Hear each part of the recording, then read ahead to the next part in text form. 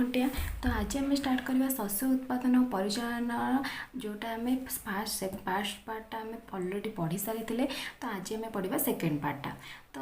Fast part आम पढ़ी पुरातन पद्धति आम केमी जलसेचन करूँ आम केमी जलसेचन पद्धति हुए। तो आज आम पढ़ा आधुनिक जलसेचन पद्धति कौन। तो आधुनिक जलसेचन पद्धति कहला आधुनिक जलसेचन पद्धति आमर कौन हुए जो आम से पद्धति जल आम कौन कौन सिंचन करूँ से कम जल से व्यवहार हुए माने कम जल आवश्यकतार कम जल आम कौन जे चाष कार्य सफल हो पारे। कौन हो दुईटाक मुख्य पद्धति कौन गोटे पद्धति हूँ स्प्रिंकलर पद्धति आ गोटे हूँ बुंदा पद्धति। तो स्प्रिंकलर पद्धति कौन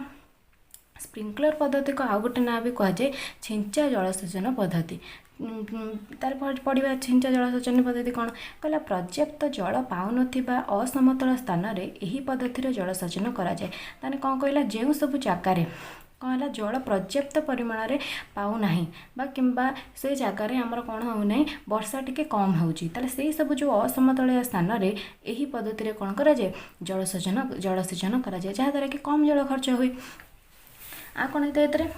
लंबा पाइप रे निर्दिष्ट व्यवधान में घूर्णयमान नोजल खंजा जाए जहाँद्वारा पंप साहाय्य जल मुख्य पाइप दे गति करने समय घूर्णयमान नोजल द्वारा वर्षा हेबा भली छिंचाड़ी होइकी पड़े। ताले कौन हुए मु वीडियो रे चलला बेले गोटे डायग्रामटे देखा जो कौन होती गोटे लंबा पाइप सहित गोटे घूर्णयमान नोजल है कि नहीं सेटा आमर खंजा होता सी पंप साहाय्य कौन हम जल मुख्य पाइप देकी गति करने समय गोटे जो घूर्णयमान नोजलटा लगी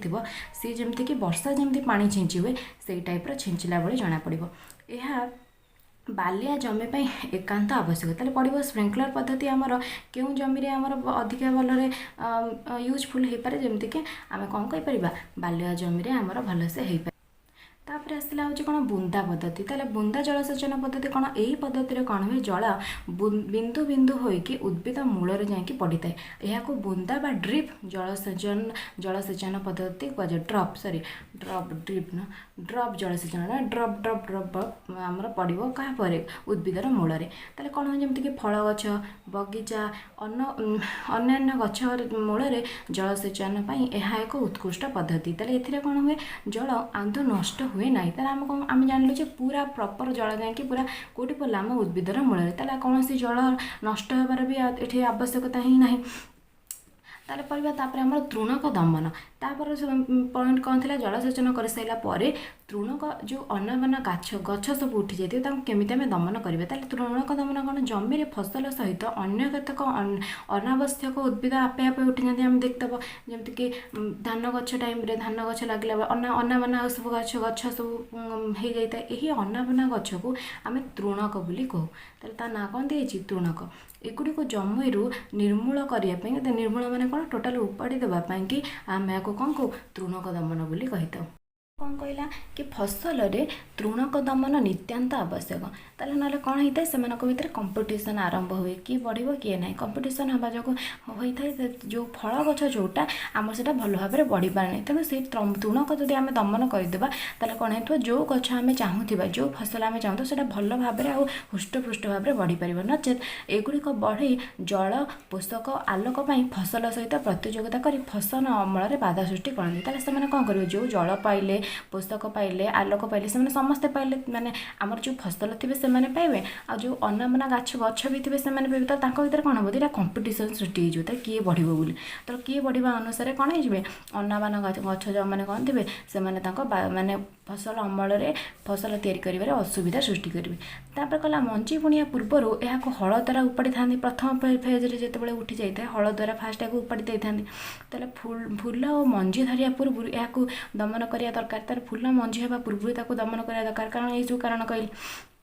हाथ कि मंजी ड्रिलिंग यंत्र द्वारा रासायनिक पदार्थ द्वारा यह दमन कराए। तीनटा उपाय तुम हाथ में चाहिए जो मैंने करेंगे जब अधिक जमी हो मंजी ड्रिलिंग बा रासायनिक पदार्थ जो सार सब प्रयोग कराए ये सबको दमन कराए। तृणक दमनकारी रासायनिक पदार्थ शरीर उपर पड़े तार क्षति करें तेणु यार जत्नर सहित व्यवहार करने सिंचन करने पूर्व कपड़ा द्वारा नाक पाटी को घोराई रखा नित्यांत आवश्यक। ताले तृणक जो आम तृणक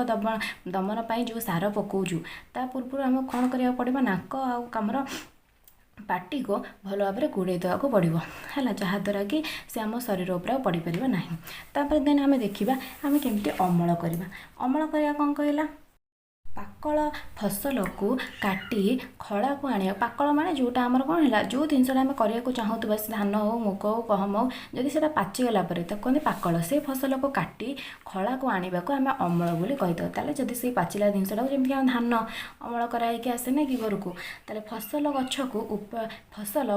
गछ को उपाड़ापी आम जंत्र बा फसल कटा मेसीन जमीक हार्वेस्टर द्वारा मूल ठार 3 ରୁ 4 सेंटीमीटर ऊपर जाए आम काटी दे था है कौन कही मूल जो उठी 3 ରୁ 4 सेंटीमीटर जाकि छाड़ीदे तापर आउ जहाँ थी से उपर आम काटिदेव। ताले शस्य को पवन में उड़ाई अगाड़ी और ताधर धूस अलग कराए कंबाइन नामक मेसीन द्वारा उभय धान काटा उड़ाइबा कार्य एकाथरे हो पारे। कौन हो गोटे कंबाइन एवं मेसीन आसी जहाँद्वारा कौन दुईटाक जिन हो पार धान काटिया सहित आमर कौन उड़ाइबा कार्य हो पारे। ताले कौन है अमल होता धान को दाना को कुला बा मेसीन साहाय्य आम उड़ाई अगाड़ी अलग कर मंजी तादर संग्रह कर जो आम जो से पद्धति को आम कौन कह विनोइंग बोली कहुए जो थे आम कौन कर मेसीन कि कुला साहाय्य बाछिकी मंजी तादर संग्रह कर फसल काटी सारापर जमी मूल रही है केतेक चाषी यहाँ उपाड़ी फोपाड़ी दिखती पोड़ी भी दिखती किसी लोक पोड़ी दिखती। तापर आमर कौन हो जो सब अमल सरी जाए ताले कृषक मैंने बहुत खुशी होती कारण से पाखे जी वर्षक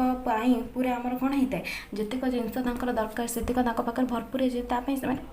कौन करती कठिन परिश्रम पर उपयुक्त फल देथिबारु अमल पर विश्राम नेबा और मौज करिबारे कृषक माने मन बड़ाई था जेहेतु एत दिन ना कष्ट करुले जेहेतु से उपयुक्त फल पाई जाती से कौन कहते अमलर गोटे उत्सव से पालन करती। ताले अमल समय सारा भारत में आनंद उल्लासर समय यही समय कौन होता है पोंगल बैशाखी होली दिवाली नुआखाई बिहू इत्यादि पर्व विभिन्न राज्य मानक विभिन्न पर्व अनुसार से पालन कराए। जमीक आम जानते बिहू कौटी पालन कराए आसाम